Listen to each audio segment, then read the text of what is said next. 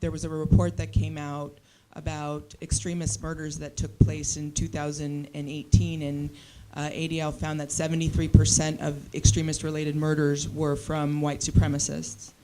And so the question is how do you decide as director, producers, to how much violence to include in your film, and how to portray the violence without glorifying it? It's always tricky, because you do want to be authentic, and these guys are violent, but you don't want to glorify it, so you don't have, it's cinematically not glorified. It's very realistic. It's almost like documentary. You do it like in a handheldy, at least what I think is not glorified. I don't do any like slow-mo shots or anything glorified. I don't show those skinheads in a kind of a flashy, cool way. So it's not like hell rain, it's like, it's not the TV show, what's the TV show name with the bikers? Sons of Anarchy. So it's not Sons of Anarchy, where they're like cool gang. This is not a cool gang. This is ugly cult. This is a cult. And that's what I wanted to have, and that's why I also wanted to shoot it in the winter, to have something gloomy and not, because most films about skinheads are more like showing their tattoos and stuff, and I wanted to cover them more with clothes and show them in a stiff, kind of a frozen environment. And the only actually flash that you see is Brian's flash within the removal procedure. So that's how cinematically I approached violent, not in a flashy, not in a cool way. And also the question of, also it starts violent. It starts in a very violent kind of a scene, and then slowly it dives into this romantic kind of like love story. So you have bits and pieces of violence, but it's not entirely violent movie. It's just, it's not the topic. I found fascinating, my father is Israeli, and I found fascinating the Israeli filmmaking industry, which I just learned about because I was going to do this. And, you had talked about the fact that people were turning down the film because, Hillary was going to win and everything was hunky-dory, and then Charlottesville and Trump and everybody else. My question for you as an Israeli is, anti-Semitism does not look the same in Israel that it does in the United States.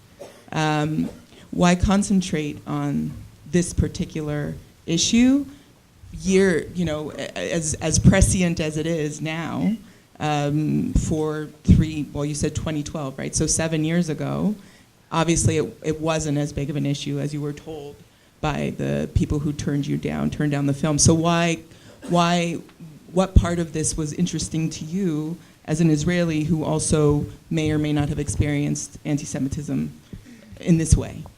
Well, in 2004, my friend and I went to Germany in a film festival, to Bavaria, and we were on a train together with an Arab guy who went to the same way, and skinheads came into the train and started attacking us, and we had to cooperate with the Arab guy in order to get out.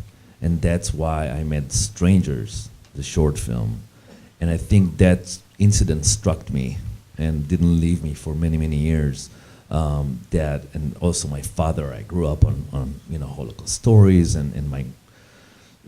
so it's in me, it's in me. And when I came to the States, there was an incident here in LA. We went to a restaurant and somebody just called me dirty Jew here in Hollywood.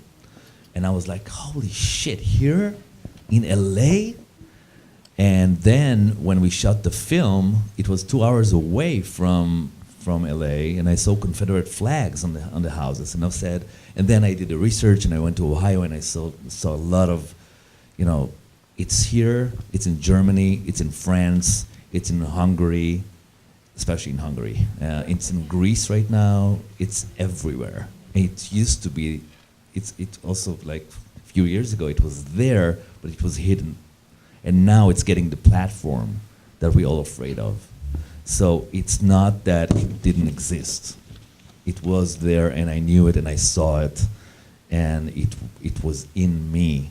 And when I came to the States and I saw this story, it all came together to what I want to tell about this country. And it's not only about this country; it's about Israel as well. You know, how we treat Ethiopians in our country, how we treat each other, you know, how seculars and religious and the whole thing. It's like a lot of hatred, a lot of bigotry. So, you know, it exists. The guy Daryl Jenkins, who helped get Brian out of the, he has a supporting role in this film. His work is really extraordinary, and he's been doing it for decades. He literally hunts down these skinheads, outs them, he calls it doxing them, exposes them, but then he helps get them out. And so Brian is just one of 40, 50 people that he's done that to. And actually, one of our next projects is a companion piece to Skin. We're doing Daryl Jenkins' life story. From his point of view. I wish he would be here. He's such an incredible man. Yeah, he's been doing the whole festival circuit with us, and got, every time he's this big guy, every time he comes up, he gets a standing ovation. I mean, so seeing his work has been, and how he is a black man living in America, is able to forgive Brian. And Guy is the grandchild of Holocaust survivor. Guy literally got the permission of his grandfather, who this film is dedicated to. But I wouldn't say forgive. I would say accept. Yeah, Accept his journey, and that's what Skin is all about. Do you accept someone who used to be a monster and wants to become a better person? So some people can say no. You know, I don't want to. I want to see him rot in jail. But some people, like my grandfather, who believe that you can give a second chance to people, believe that it's possible, and I do too. So that's the message of the film, second chance.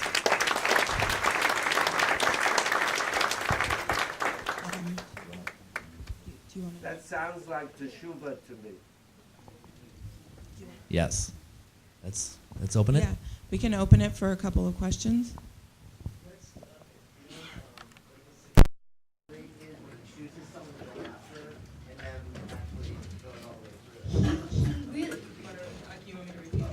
Yeah.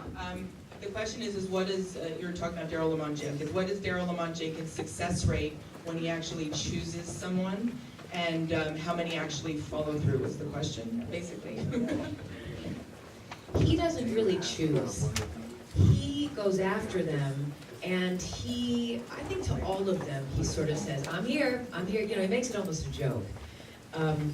They come to him, and there's actually someone right now who, if I said his name, everyone would probably know who he is, a very prominent white nationalist, who Daryl is in the process of quote unquote turning, who came to him.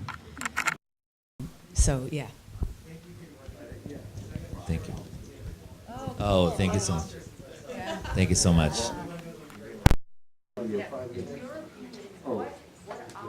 Oh, okay.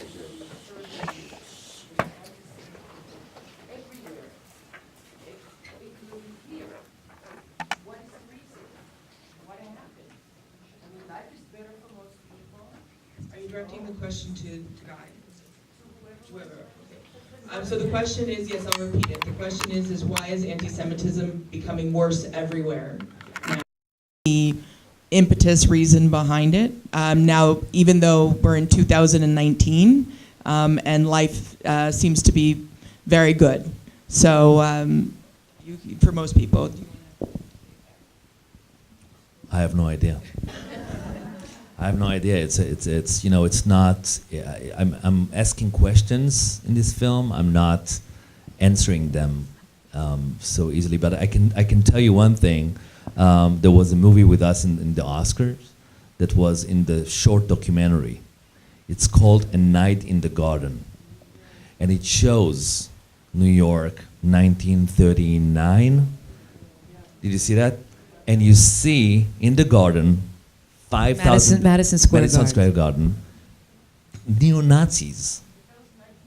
I know, and it's kind of, and they are American. So I'm saying it's all coming. It's kind of like a cycle. Everything is coming back. So you know, when my nana tells me, "Oh, in my time it wasn't that bad," it's not true.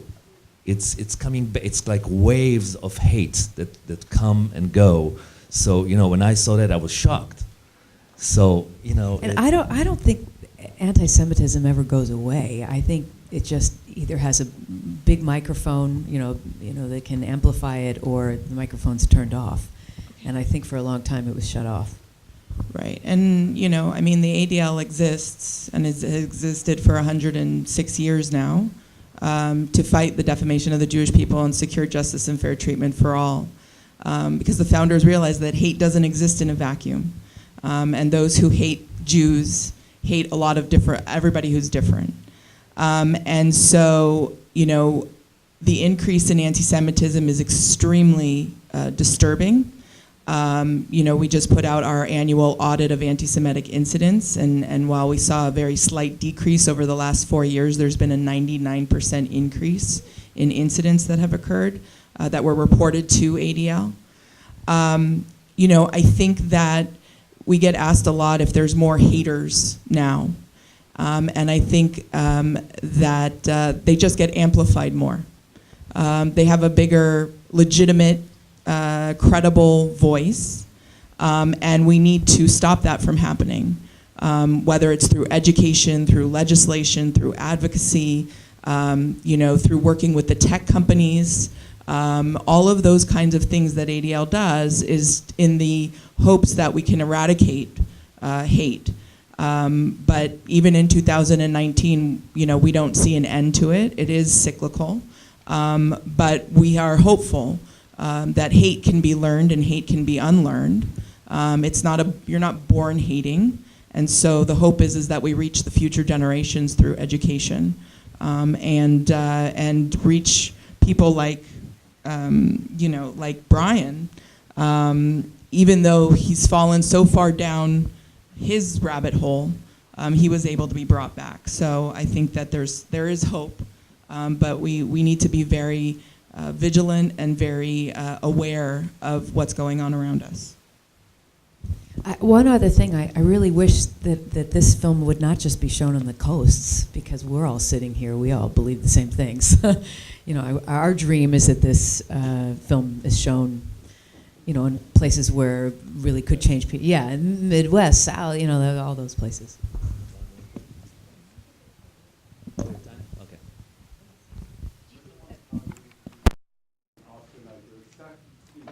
I'm so happy to be here and see both of you here, because that night, how proud you were as Jews getting up there, and what you said was amazing. So I'm so glad to see you here. Thank you so much. We were like, you know, shocked, slash excited, slash, you know, overwhelmed. I just have a question. Based on the true story, and I just want a percentage-wise, how much are true facts on this movie? Like percentage, you say 70%, 80%, 90%, 100%, or like based on true events? There are a lot of movies that we go and you see, and they say, you know, they're documentaries based on true events. How much percentage-wise do you say is true events on this movie? So the question is how much is based on true events? So what percentage of the movie is based on true events, and what is for the screen? Well, the DNA of Brian and Daryl and Julie and the girls was totally there, you know. There are some stretches, obviously narrative, that you're heightens and, you know, that you do that, but a lot of stories I couldn't tell. I couldn't tell because of the FBI and, you know, stuff that I couldn't tell in cinema, or it was too brutal or whatever, like, you know. But I think 70% is Israel. Yeah.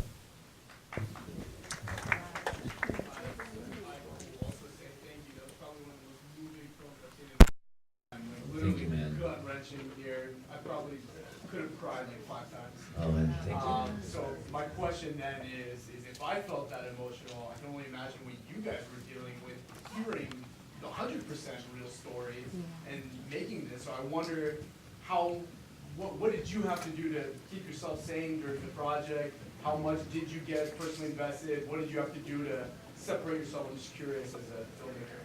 So the question is how did they stay sane during the filming process, and how did they were able to compartmentalize the true story and the amount of facts that must have hit them when they were talking to Brian and his wife, and then when they were making the film?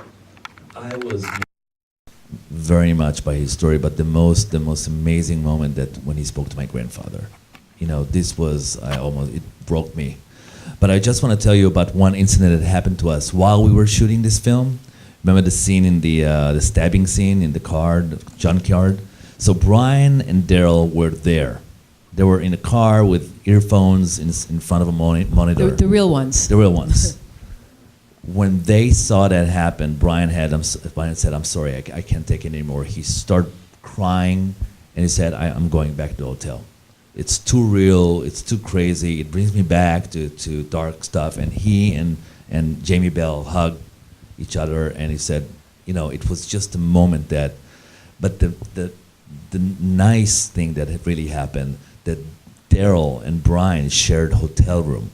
So you have this ex-neo-Nazi skinhead and this African-American activist sharing hotel room, watching the History Channel together.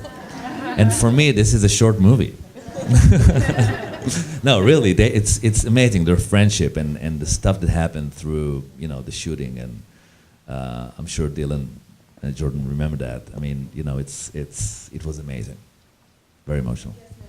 Yeah, you have two references that the Law Center. Do you think people understand the reference? I mean, because you never explain what it is. So You know, there a are couple two times they references to the reference it. Southern Poverty Law Center. Do you think that people understand what it actually is? Not that, but what the letters stand for. Or what the letters, what is, SPLC. what SPLC. Right, I mean, a couple times people refer to it in the movie, or I don't know who refers to it, and I was just curious whether you think. Well, we don't do special. Look, the Southern Poverty Law Center was part of it, but I think that Daryl Jenkins was the main force behind bringing Brian and bringing the money. They helped him, but he did. It's about him. It's not about the SPLC. But if you notice at the end, there's like in the credits, there's a logo of the Southern Poverty Law Center. They gave their blessings to the script, to the whole project. So I was just curious, because you use letters, and I'm wondering if people who don't know anything about hate crimes know what those letters mean. That's really the question. Maybe in the subtitles when we need to do something. I'm curious what your experience is like with the short. I've seen the short and how it differs from the feature. I'm wondering what that process is with your producers, or just the creatively, or people coming on board because of the short specifically. So the question is how did the short impact, is that, I'm Not understanding? necessarily, but what was the process like, considering Oh. the feature was Okay. essentially greenlit off the short, but they're still different. Yeah, I'm so what curious was the what that like for process? you. Okay, what was the creative process? Is the short and the feature are kind of the opposite of each other. I don't want to, I guess, give away the short, but they really are the polar opposites of each other if you think about it. But the one through line is Danielle McDonald, and who plays Julie in this. And Danny was our neighbor. She used to dog sit before patty cakes, and we just were so in love with her. And we cast her in the short, and she was so amazing in the short that Guy was just like, "You need to be the romantic lead of the feature. You're brilliant." And I guess I'm not 100% sure. I have an answer for you. Okay. So the short helped producers understand that I am capable to work with American actors and American production. No, it's a real thing. I mean, nobody really it's my foreign film, my Israeli films, no one saw them here, so it helped them understand that I'm capable to bring American kind of language or American, Americana. And it was a proof of concept. Yeah. It showed the world, there was a similar environment and atmosphere, which, a lot of times it's a scary thing to invest however many millions of dollars into a movie. So to see that gave them confidence. So it is a different movie, but the same cinematic language, handheld, top shots, same concept of music. So I use the same thing in the feature. So technically, it is a continuance, but you're right. It's almost like an opposite movie. Like the short talks about a man who learns what racism is on his own skin, and this is about a racist man who wash away the hate from his skin. Yeah.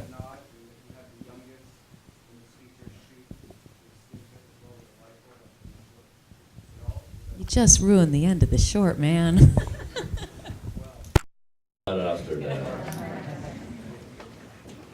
Would you mind telling us what your budget was? Would you mind telling us what your budget was?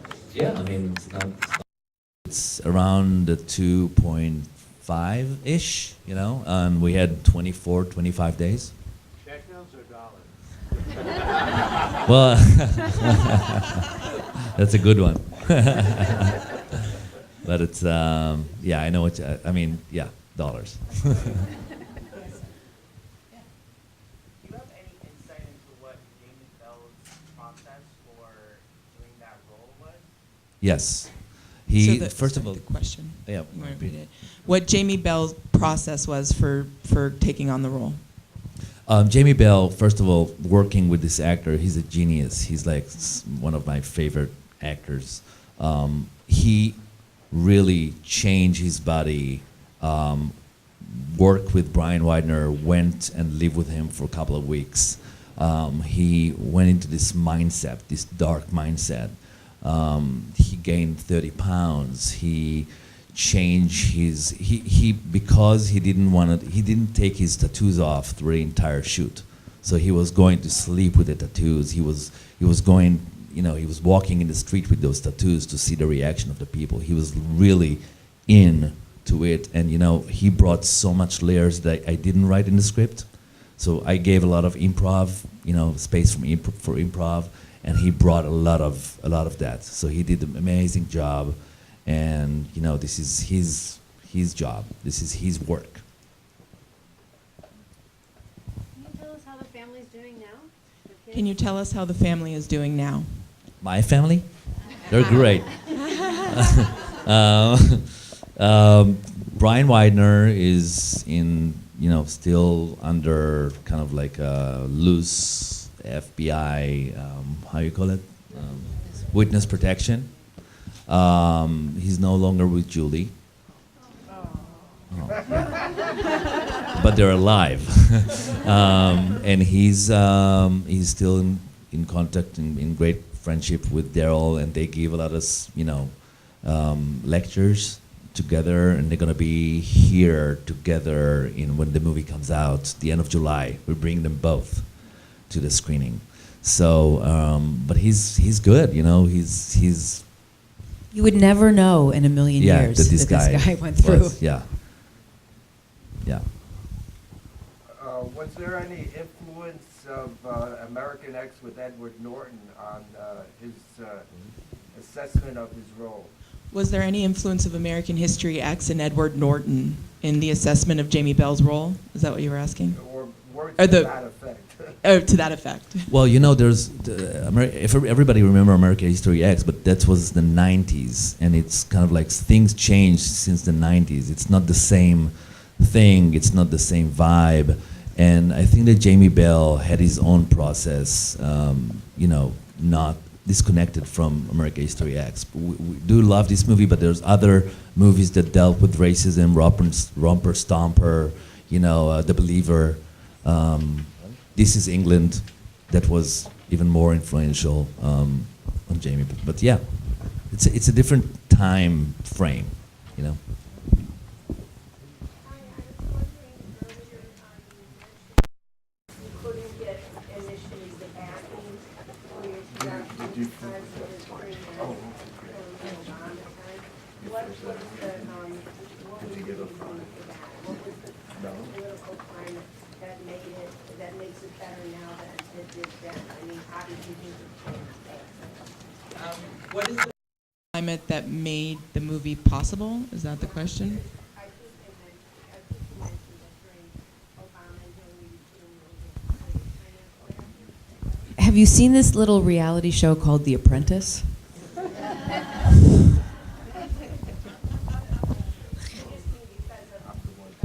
Yeah, it's a different world. When Trump got It's a elected, different world. obviously the neo-Nazi skinhead got the courage and the you know, so people were more aware of them. They were always there, by the way, hidden, but they got the voice that they wanted.